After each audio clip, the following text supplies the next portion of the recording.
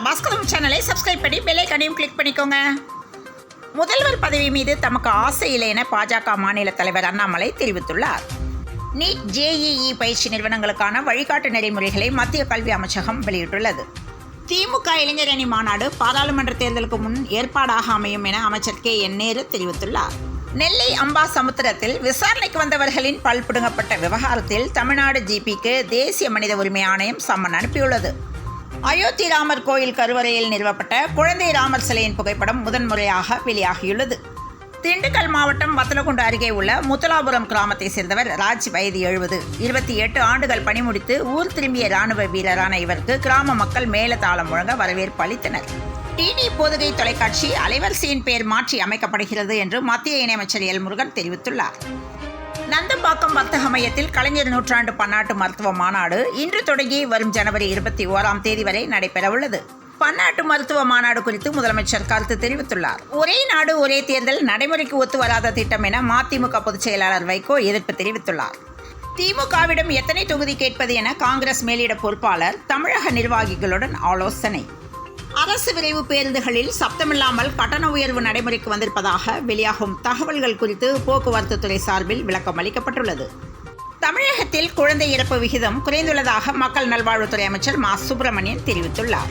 சென்னையில் பன்னாட்டு மருத்துவ மாநாட்டை தொடங்கி வைத்து மா. சுப்பிரமணியன் சிறப்புரையாற்றினார். வீட்டு வேலை செய்த சிறுமிக்கு பல்வேறு வன்கொடுமை செய்ததாக திமுக MLAவின் மகன் ஆண்ட்ரோ, மருமகள் மல்லினா மீது வழக்கு பதிவு செய்யப்பட்டுள்ளது. பாஜகவில் இருந்து விலகிய நடிகை காயத்ரி ரகுராம் அதிமுகவில் தன்னை இணைத்துக் கொண்டுள்ளார்.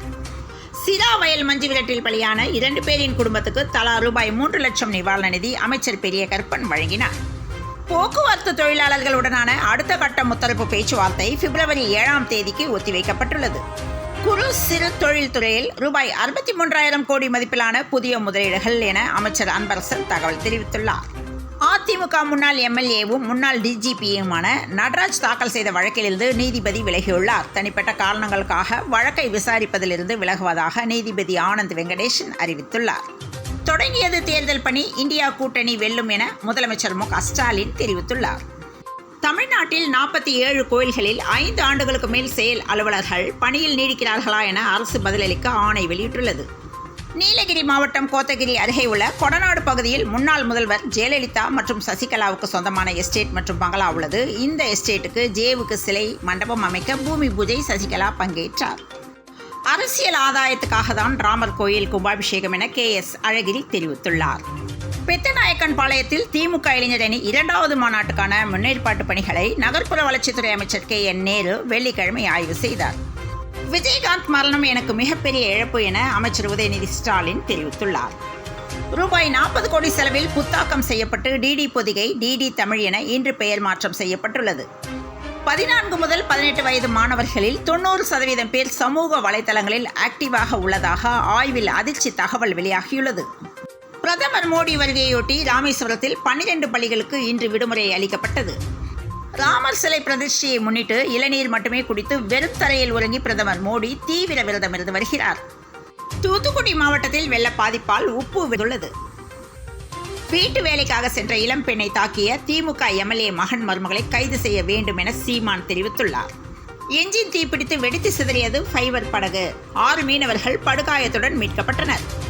அயோத்தி ராமர் கோவில் குறித்து பேச திமுகவுக்கு தகுதியில்லை என உதயநிதிக்கு அண்ணாமலை கண்டனம் தெரிவித்துள்ளார். சென்னையில் 22 கேரட் ஆபரண தங்கத்தின் விலை இன்று சவரனுக்கு ரூபாய் 240 உயர்ந்து சவரன் ரூபாய் 46,480க்கு விற்பனை செய்யப்படுகிறது. ஆபரண தங்கத்தின் விலை கிராமுக்கு ரூபாய் 30 உயர்ந்து கிராம் ரூபாய் 5,810க்கு விற்பனை செய்யப்படுகிறது. தென் தமிழக மாவட்டங்கள், டெல்டா மாவட்டங்களில் லேசான மழைக்கு வாய்ப்புள்ளதாக வானிலை ஆய்வு மையம் தெரிவித்துள்ளது. இத்துடன் இந்த செய்திகள் நிறைவடைந்தன. மீண்டும் நாளை காலை செய்தியில் சந்திப்போம். வணக்கம்.